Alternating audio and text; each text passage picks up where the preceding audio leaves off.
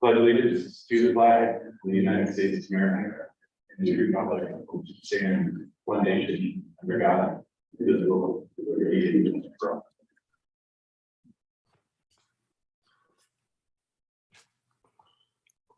Okay, I guess introductions are first. Start Dave Parker, Superintendent. Eileen Flick, Business Manager. Linda Fisher, Budget Committee. Roger Carroll, Board Member. Steve Bauer, Budget Committee.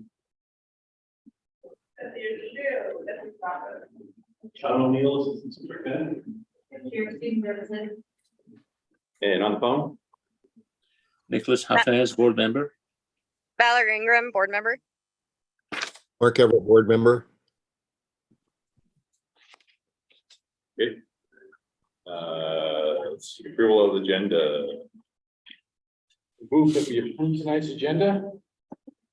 A second. All in favor?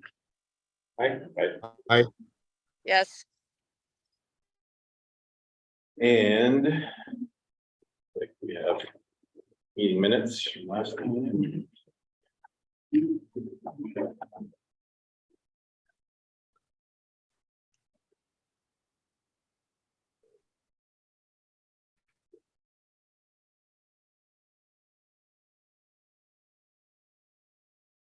Reading through real quick.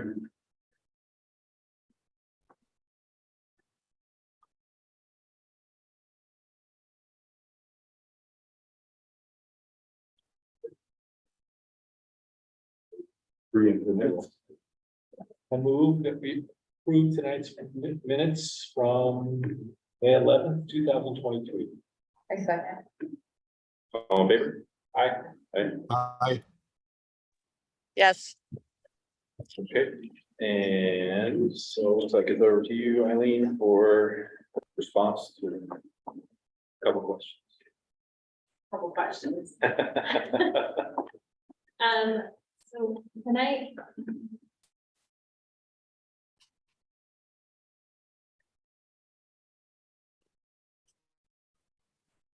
So tonight we're going to start, before going into the question, responding to questions, I'll give a little bit of a revenue forecast update.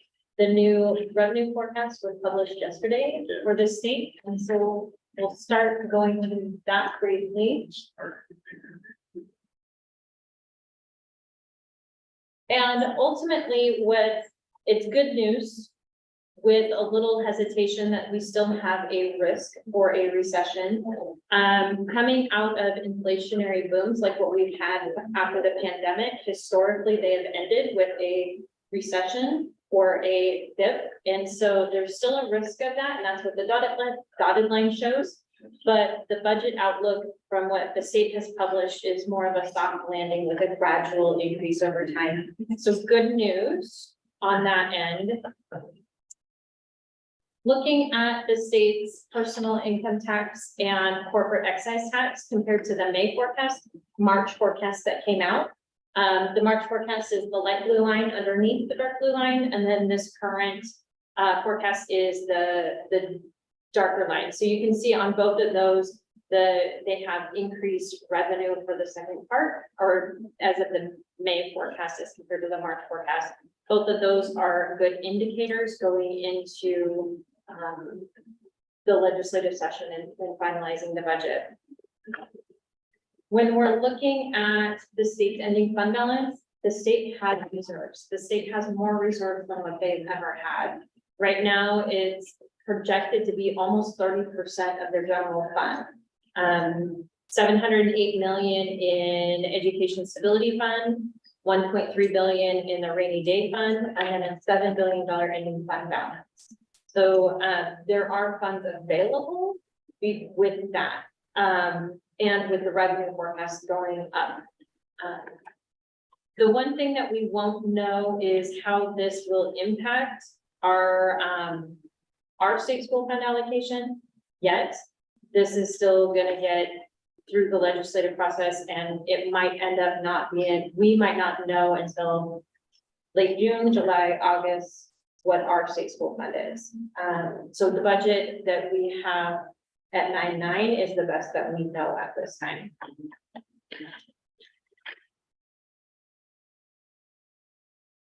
The one, I was reading an article this morning and it's from the Oregonian, but they had a note that said the budget forecast gives us hope, but there is no guarantees for education. The resources are there, the ending fund balance and reserves are there. However, there are a lot of competing priorities across the state. And we're still battling the perceptions of K-12. The perception out there is still that K-12 has other funding sources. We still have ESSER funds available. We have SIA.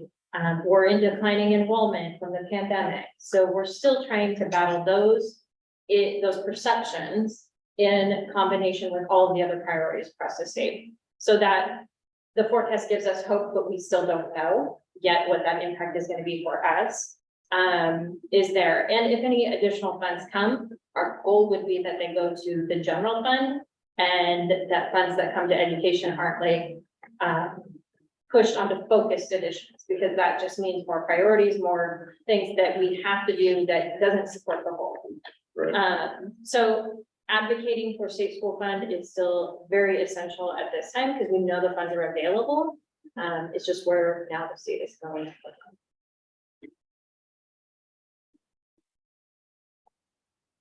Okay, response to questions. I was fortunate to have a lot of questions this week, and so I really do appreciate knowing that people are looking through the budget document and trying to understand it and asking a lot of really good questions. The next few slides is several questions, and I'll go over them briefly because I want to make sure that everybody gets to hear the same answers and the same information. The first one was that there was a decrease in the elementary function, objects 330 and 340. In 2021-22, we had actual expenditures. This year's budget, we don't have any. Next year's budget, there is not any expenditures in that. And that was just because in 21-22, we did the state summer school match, and we matched it with general fund dollars. And so that was what the funds are in 21-22 under that function. In extracurricular elementary function 1113, there is an increase in the district's Adelante Chicas contract from 25 to 50,000. And that's primarily because this contract was supported by other grants that are no longer there able to support it. And instead of removing the program, it's now increasing the general fund. The next question is more of a wondering in looking at historical data, there's in several functions, there's expenditures in the furniture, fixtures, and equipment, and there's no budget for those. And what we do is a lot of our furniture, fixtures, and equipment is funded out of construction excise tax, bond funds, or other resources. But buildings and departments that have discretionary funds, when we allocate funds out to buildings or departments, they have an option to use those funds that are budgeted in the 300s and the 400 objects for furniture and equipment. So when we're looking at actual data and we see that there's some actuals out there, that's what's happening.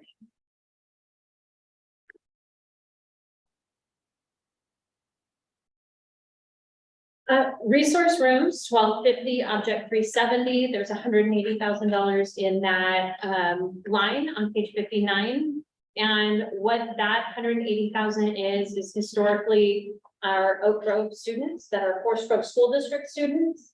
Those students have been supported by grants or contracts out to other services, and we haven't had to use general fund dollars for our Forest Grove students. In this budget, that's this current year's budget, and in the proposed budget for next year, we do have tuition for our students in that program. Function 1280, alternative education, object 360, there's a very large dollar amount in there. What is that? That is the Forest Grove Community Schools pass-through funds. The revenue is in our general fund state revenue, and then we pass through their allocation to the community school. And then object 370, historically, we had expenditures there on that line, but we don't in this current year's budget, and we don't in next year's budget. And that was when we closed Create and took those students in-house.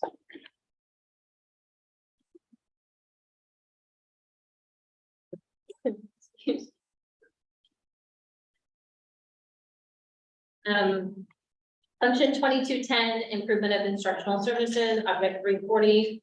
There's almost $50,000 there. What is this? That 43,000 of that is our travel costs for our district TOSAs to go between buildings, go out to their mileage out to buildings, and their mileage and travel for professional development. Confidential staff, what does confidential staff mean? In the budget document throughout, every once in a while, you'll see confidential staff in object 114.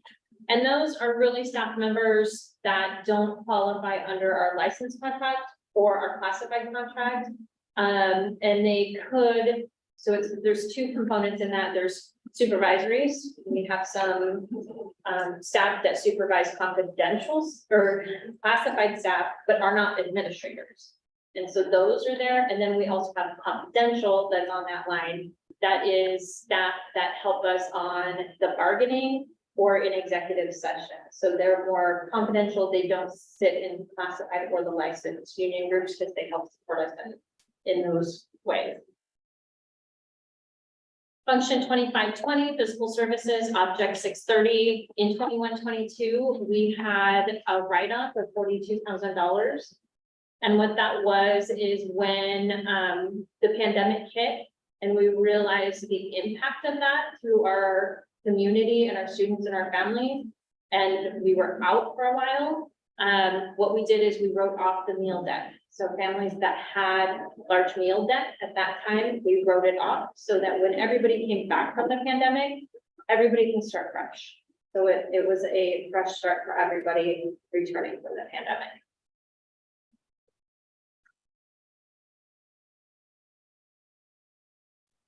Function 2660, technology services, object 320 dropped down to 0. And that is because we took object 320 and 470, combined them into one budget. And this summer, Cynthia and I have a wonderful job of going through everything that's coded to those two and figuring out how they sit with the new GASB 96 subscription-based technology arrangement. So we get to go through all of them and figure out which category they really should sit in. Instead of doing that twice during the budget process, and then this summer when we have all the rules and we have everything and know it, we just combined it and said, we need to go through it. So that's what it is. The dollars are there. It's in the right function. It's in the right appropriation. It's just combining for now. Funds for 100 through 430 capital projects. There was a $4.9 million expenditure in 2020, 2021. And this was related to the purchase of the David Hill property. We purchased 16 acres north of the high school. And last one on this slide is at the last budget committee meeting, we had a question about if there was an impact, what was the impact to us if Congress doesn't raise the federal debt ceiling? And to start with, really, there isn't one at our state school fund level. However, it will impact our federal grants. We have a lot of title grants. We have Title I, Title II, we have IDA. So all of those federal grants, it could impact. And then lastly, it really would, if it comes down to it, and in reading in history, it hasn't, but it could come down to a recession, which would decrease funding for everybody. But ultimately at this time, we're not seeing an impact yet. But if it holds, the first thing would be our federal grants.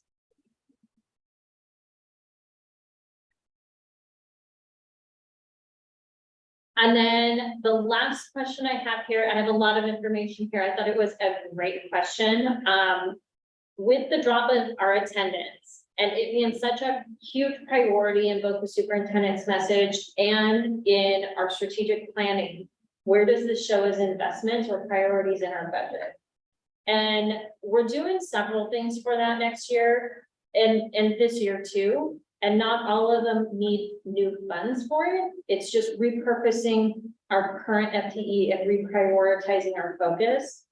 We do have a 1.0 FTE attendance resource specialist that is being funded with BSC service credits. This year, they're a 0.5. Next year, they're going to a 1.0. And this position is going to be helping lead the alignment of our attendance practices in the district. And then that will help drive the needs for the next budget cycle. We're increasing our prioritization of family outreach across the district at the district level. And all of our schools will have a focus on improving attendance. And then Measure 98, we do have a family outreach FTE built into Measure 98 already. So those are just the things that we're looking at doing and are already starting doing, but are built into next year. How many FTE are in the Measure 98 funding?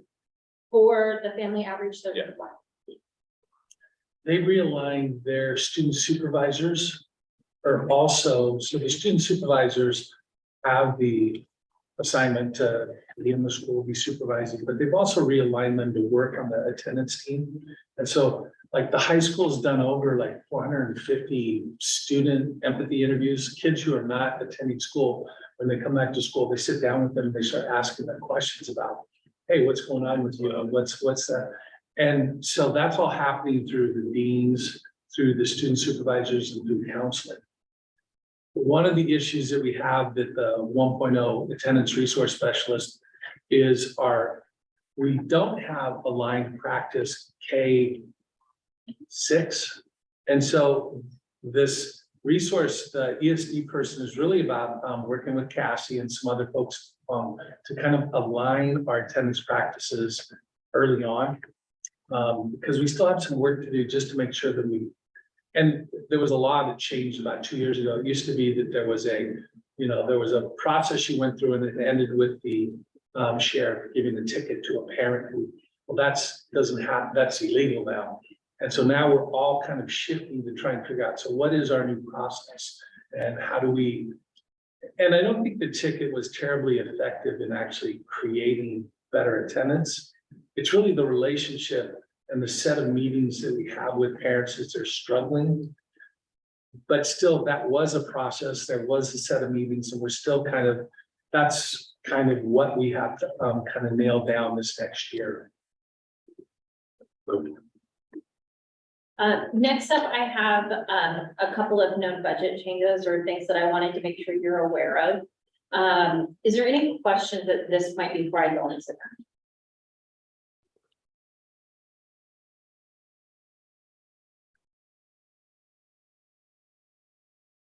So to start, a reminder is that a budget is an estimate of our resources and expenditures at a point in time for the fiscal year. It helps establish our plan for the year, and then things change and we adapt and we throughout the year. I've never been exactly right on my cash flows and my budgets. We always, we have shifts in staffing, we have shifts in things, and just like what I'm seeing this week and in the last week, we are yet shifting again with our state school fund and our resources. So I have two things that I wanted to bring up tonight with you and make sure that you know about it. Because it is so early in the budget process. If it was a week from now, we would just adapt and we would go. But since I know about it, we wanted to make sure you were aware of it so that you could make a decision on adopting the budget that's proposed or adopting it with these changes, approving it. The first one is the resources. So the floor has changed. I try to budget based on the floor, because that's the most conservative, and that's the lowest point of revenue that we should get through the year. So the most conservative you can budget is that floor funding. And then the other one is the expenditures. I have over budgeted expenditures by FTE because I counted individuals twice. And I want to thank Mark for pushing me on looking at that. But so I'll go through these in more detail here in the next full slide. Resources, looking at the resources, I have the first set of numbers is the 23-24 state school fund estimate. These were published based on floor funding for us in February and what we were seeing in February. And that shows for next year, our ADMW would be 7,229 weights. Now, the state school fund estimate that came out on May 8th shows that if I were to budget today on floor funding, it would be 82 weights less than what it is now.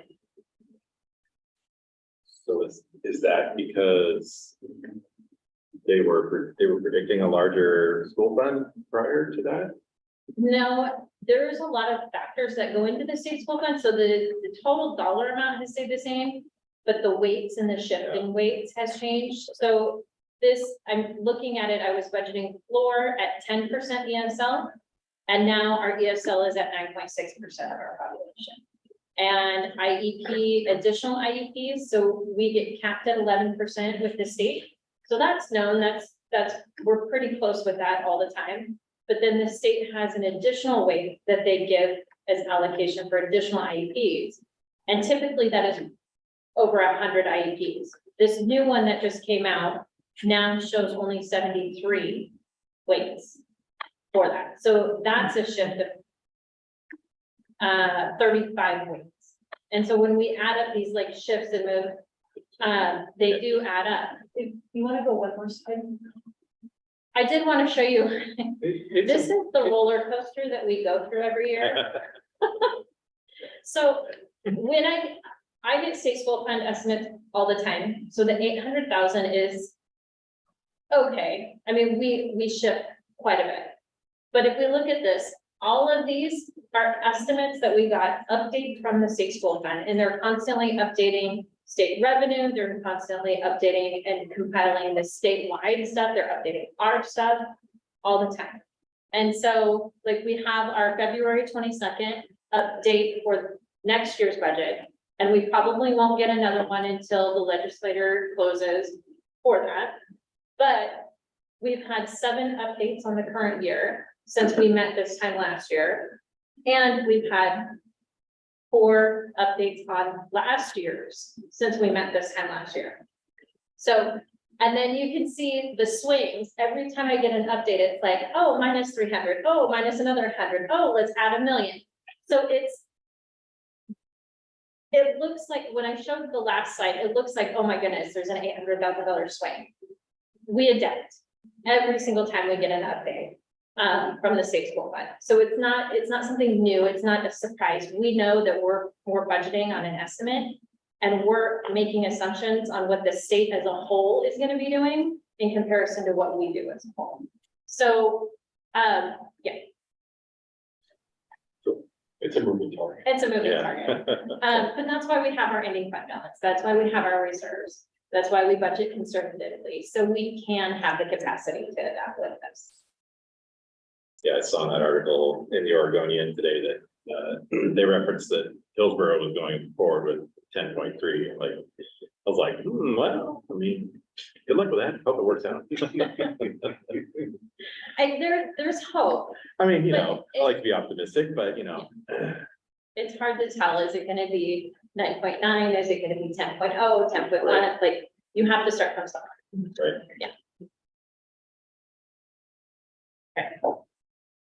So then the offset of this, and I learned about the state school fund, 800,000, the middle of last week. We had already published the budget. I wasn't gonna change it. We were just gonna adapt to it.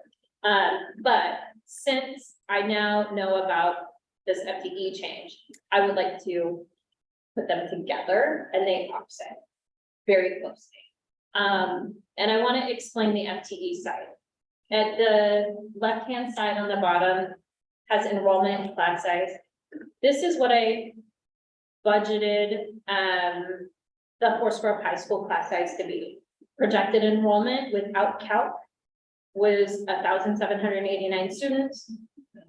69 FTE for general fund, 7 FTE for Measure 98 high school success.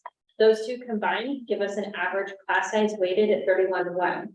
This is what I presented last week, is it was 31:1 compared to our target of 32:1, right in line with where we are currently this year. However, above that, I actually built the budget at 76. I added the 7 for Measure 98 High School in both grants and general fund. So when I was looking at the FTE that I needed to build into the general fund, I grabbed both numbers. And so I do have extra there that I would like to just take the loss in revenue and decrease the staffing at the high school that shouldn't be there to offset it. So in terms of process, what's the process if we adopt the budget tonight? I have an option for you in a couple of slides. Okay. Don't go ahead, don't get it. No, it's okay. It's okay. Go ahead. I mean, that's a great question. Go up to slide 21. You don't have to move ahead. No, it's a great question. Keep going, one more. We have 4 options for approval of a budget. And these are the same 4 options that we've had in the last meetings that I've talked about the process. I added a couple of options with this known information. And so we can approve it as proposed. And if we get more revenue, then we have the appropriations to be able to spend that revenue. I'm not, regardless if it's approved at that, I'm not allocating out that FTE Right. until that happens. It's gonna be held to the side. It's already taken out of all of our staffing sheets. And in theory, you will know that prior to the school year starting, so Yeah. hopefully you can Yeah, get up to speed, get new folks in that need to be hired. Yeah. That's good. the second option is if you guys think that we don't have enough resources, and if you think the budget is gonna be at 10.1 or 10.3, and that's what you guys believe, we can increase the appropriations. The third one is we can decrease the appropriation, and we can decrease the state revenue by 800,000, and we can decrease the 1,000 function expenditures by $800,000 to offset that adjustment that we know of now. And that would be basically the motion. So there's a couple of different ways, and it's really up to you guys tonight. That makes sense. Questions? I mean, that was confusing, so we want to make sure that people. Yeah, oh, okay. No, I think I got it. I mean, I guess, I like to be optimistic. I read in the same article too, that it sounds like there is gonna be a kicker this year, which always blows my mind that that's a thing. Just seems very short-sighted, but I understand it's law. But, I mean, assuming that, we are gonna get a kicker and that, the state revenues are, over budgeted, and I would think that would lend support to hopefully the 10.3 passing, but again, like you said, there's a lot of competing interests out there. I don't know if you've heard anything in the last week at all, Dave, that Nothing that makes me, gives you more comfort. nothing that makes me think that this is gonna be decided anytime soon. Which again, I think leads us towards this idea of we either just approve this as proposed. We hold the 7, I mean, this isn't the first time that we've held FTE in kind of abeyance. Yeah, Or you make the change if you just want to be transparent around that there was this piece, but we already have built in the budget for those extra FTE free. So this is an extra 7.2. Yeah. That's a lot. It's more than what That's a lot. Yeah. So I've never seen that much. So not, I mean, we had 11 last year, I think, but split between multiple funds. between SIA and Right. general fund. Oh, but this is all general fund. This is all- Yes, yeah, that's a different game. I would prefer to be conservative and transparent. So that's just me. Being conservative, transparent, everybody sees exactly, making sure that that's what's there. I mean, I guess one question I was just thinking about was, if it's in the budget to allocate to those FTE this year, how does that change if next year the school state, well, no, this is a 2-year budget, okay. So, But if there's decreases, that's what you're asking. Yeah, you know, I mean. Yeah, I'm just, kind of just thinking out loud. You know, what are the impacts of having those folks on board for a year and then, you know, the next year, if it doesn't pan out because it wound up being, you know, 9.9 and not 10.3, you know, I mean, I guess it wouldn't have been hired this year. Right, okay, Even if they're in the budget right now, until we have more revenue information, right, we would not okay. allocate those out. Mark or Val or Kate, do you have questions? Or thoughts? Nicholas?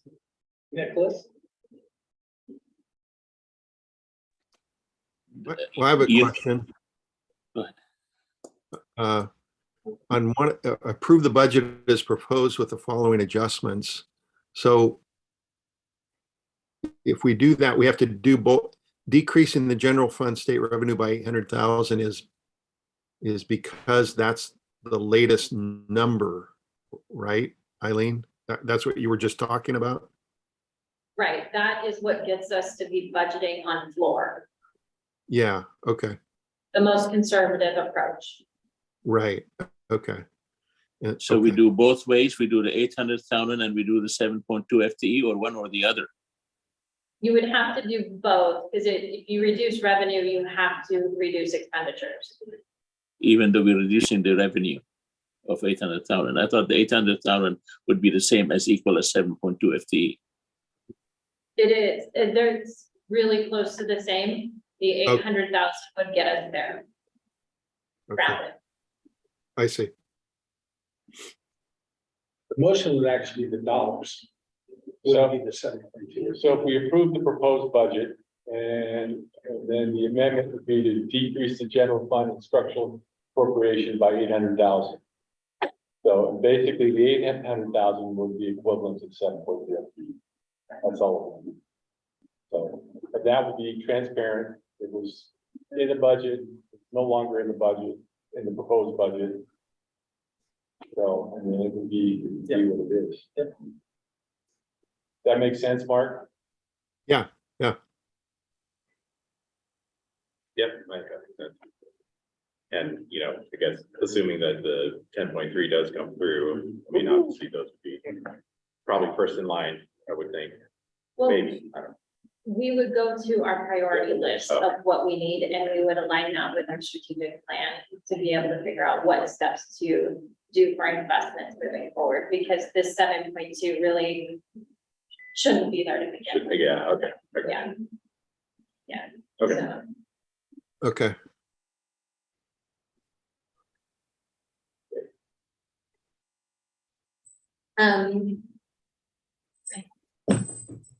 it goes from here back to the agenda for public comment. We done? Oh, did you have, I was on. you had a slide or two in between? Okay, I see. So, okay. I screwed you up. Yeah. Brad made you jump ahead, sorry. It's okay. Guys asking questions. Okay, oh, yeah, so I guess we are at public comment. Did we receive, no public comments were received? Yes.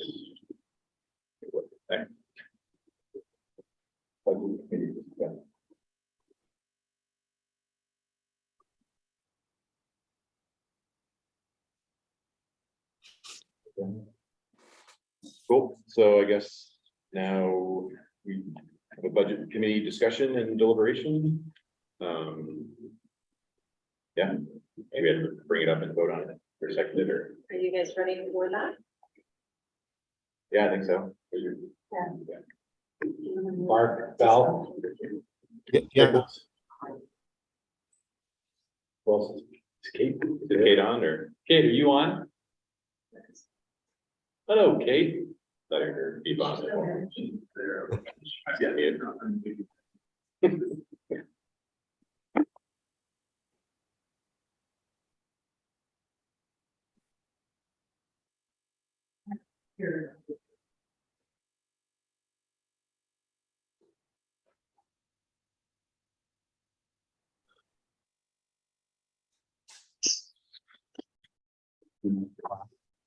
Enrique, is she on? She's unmuted now. Oh, hey, Kate, are you there? Yes, I'm here. Okay. So I guess the question is, are we ready to move forward with the approval of the budget? Yes, for me. Okay. Yeah. So, want me to make a motion? Sure. I'll make a motion that we approve tonight's proposed budget with a decrease in the general fund and structural appropriation by $800,000. Sorry. As described in the approval options. You gotta do the second line too, right? Please vote. Motion, no, just the appropriations. and we'll take care of this. Okay, Gotcha. okay, I'd second that. Vote in favor? yes, Aye. Yes. yes, Yes, for Kate. Yes, for Nicholas. Thanks to everybody. okay. I move to have a permanent tax rate on ad valorem taxes of 4.9142 per thousand be applied to the total property value determined by Washington County Assessor. Second, All in favor? Aye. Yes. Yes. yes, Good. Yes, for Kate. Yes, for Nicholas. I move to levy the ad valorem taxes for debt services at $12,155,666. Second? All in favor? Second. yes, Yes. yes, Yes, for Kate. And Yes, yes for for Mark. Nicholas.